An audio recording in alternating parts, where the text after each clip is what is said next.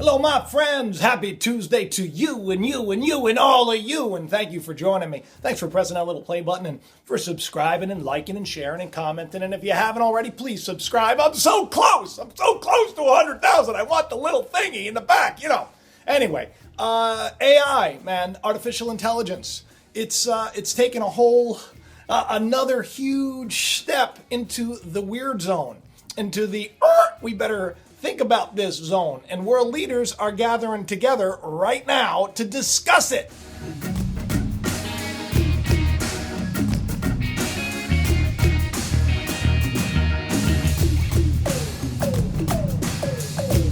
And world leaders have met in a secret closed-door roundtable meeting to discuss the fate of the world and artificial intelligence. So I hope you're buckled up, people, because we are talking scary robots today.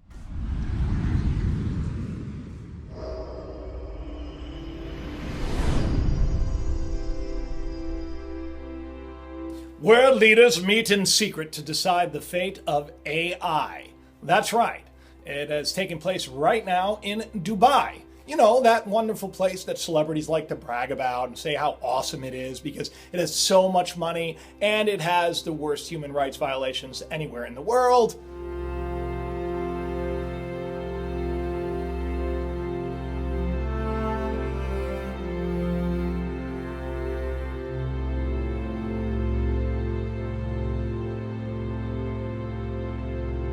Yeah, it's not exactly a great place of peace. But, you know, it seems like every major decision that goes down the pipe lately is taking place there, and AI is no different. So, top individuals from around the world convened at the World Government Summit.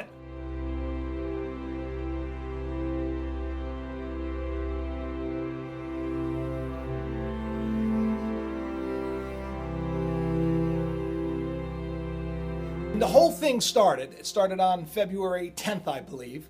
It started with the governance of artificial intelligence around the world and how are we going to handle that. Now, a select few leaders were asked to come to this meeting, and they gathered in this secret meeting to discuss the guidelines that nations should face going forward. Because it is, as John C. Havens, the executive director of IEEE Global Initiative on Ethics of Autonomous and Intelligent Systems, noted last time the world faced a threat of this consequence, it resulted in the creation of the Manhattan Project. But this time, he added, the stakes are higher. And then he went on to say, I'm not trying to be negative, but this has to happen now or else.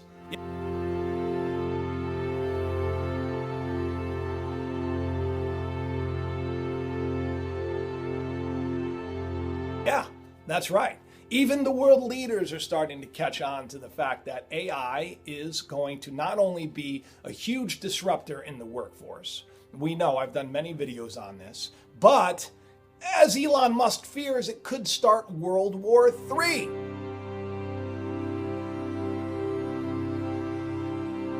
Elon had a conversation recently with Demis Hassabis, the leading creator of advanced artificial intelligence.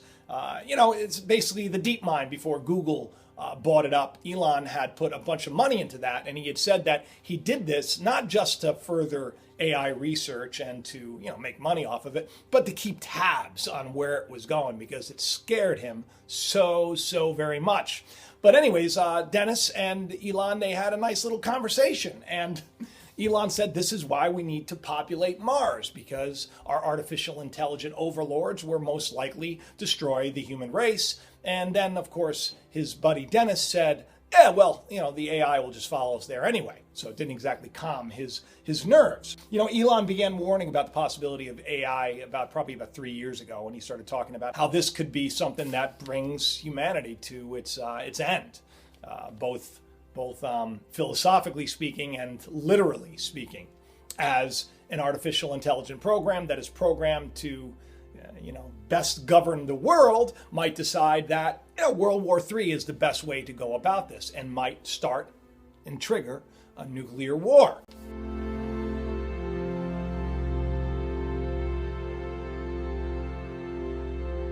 This is something that's, needs to be considered, and a lot of people really aren't. They're racing right now to be dominant because this is the next Cold War. AI. They're calling it the next Cold War, and it's already on right now.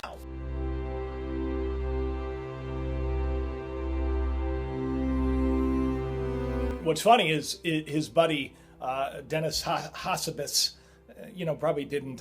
He's probably not the best person to calm his nerves, considering he said, "I think human extinction will probably occur, and technology will likely be part of the plan." There's a plan all of a sudden. Play a part in this. This is what these are the people that are creating the AI that is not only going to take our jobs away, that is not only right now completely programming us to consume like never before. You know that every time you talk about something that your phone picks up on it, or a computer nearby, or a TV nearby, and next thing you know, you go and boom, on Facebook, there's an ad for that product, or boom, on Google, something pops up. And it's just, or you get an email, right? I love when I get those emails because I had mentioned something really bizarre, as maybe a topic for the show, and the next thing you know, I'm getting, an AI barbecuer sent to my inbox. You should purchase this, Jacob. Crazy stuff. We are right now 100% being controlled and being manipulated by these algorithms whose job is to get better at doing their job, making us slaves, right? Because that's what we are. And soon, taking away all of our jobs. I've talked about Amazon Go, which is, they bought Whole Foods, and now they're going to start outfitting all of these Whole Food stores to be like this, that the Amazon Go store is already up and running. So much for the millions of, cashier jobs in our country. But it's also, autonomous cars. There are companies right now, flying cars, that are being worked on. Autonomous drivers, autonomous delivery guys, autonomous everything, right? We're not going to have a lot of work in the future. That's why among the things they discussed was also some kind of global income for all of us, which is kind of sad considering that a lot of people gather a lot of meaning from their work.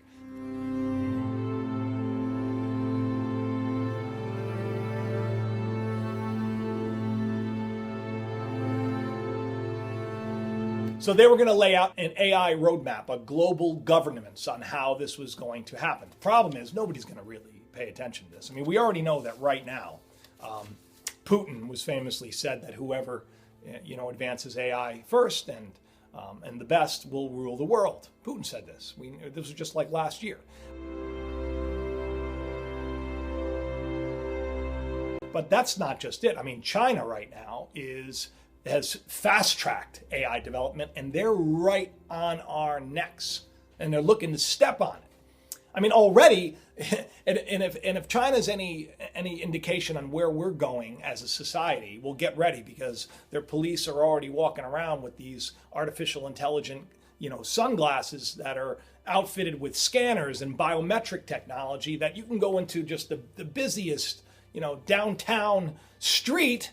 You can have hundreds and hundreds, if not thousands of people, and that computer can scan the crowd and pick up on the biometrics of one individual. And if there's a flag or there's an outstanding this, or maybe you have a parking ticket, it'll highlight it, and then next thing you know, boom.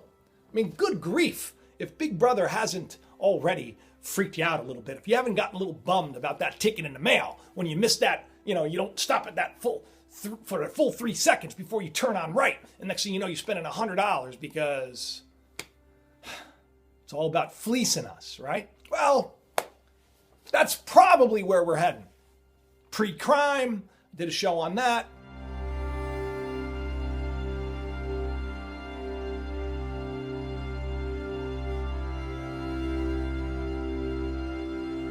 It's already in the works, and AI is helping us there, telling people how likely they are to commit a crime. AI is also predicting how soon people will die and how quickly pandemics will spread. Right now they're using AI with the flu.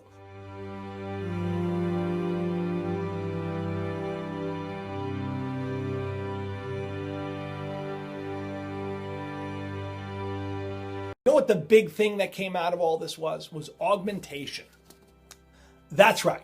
The world leaders have decided that the next step in AI is augmenting humans completely. We're already talking about implanting, chips. We're already talking about, wearable technology. Everybody's doing it. Mine's a wearable technology. I just don't have it set up, but it's probably still tracking everything. And it was free, and I like to watch because it feels comfy. So don't say anything. I also am doing this on, I also have an iPhone too. We're already little cyborgs walking around doing things, but they're talking about bringing it to a whole other level. Elon Musk has been working on that neural lace. They already have brain-to-brain interface. They already have the ability to latch into your brain and control robotic arms. Sci-fi. A friend of mine said that you're talking about all that sci-fi nonsense. And the funny thing is that it's not science fiction anymore. Now it's science fact. The stuff that's going down right now, you wouldn't even believe it. Some of the things that we talk about, other people, they just look at the thumbnail and they say, you're out of your mind. But it's happening now.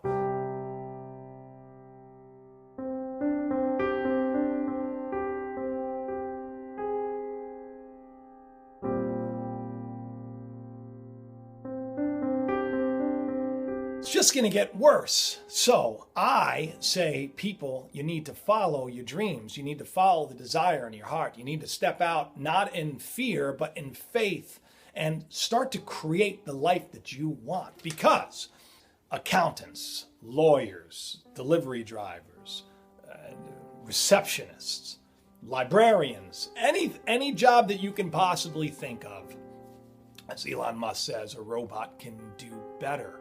So if we see that this is heading down the road, right? So I have 4 children.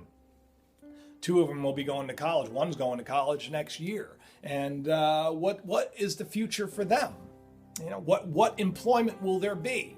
Is everybody gonna have to just enroll in some kind of a police force, right? Because that's where we're going? Or is there something else that's on the horizon for all of us? Something that is deep within us all that's kind of calling us to go a little bit higher? Is it possible that we don't have to be part of this world? That we can be in it, but we don't have to be just another victim of it? Is it possible that we can create a brighter day together? That you and me and all of us coming together in faith, is it possible? I believe it is. That's why I do this every week. I believe that there is hope. I believe that stuff like this, when these world leaders are getting together in their little secret meetings and they're discussing the fate of humanity as a whole, I say there is something else that they're forgetting. And that's what's ultimately in control of all this. And that all of this is working together for our good. It's getting us to a point where we can wake up and realize that this is not our destination, people. This is just, we're all passing through. Our destination, on the other hand, is where we go from here. So where are you going to go from here?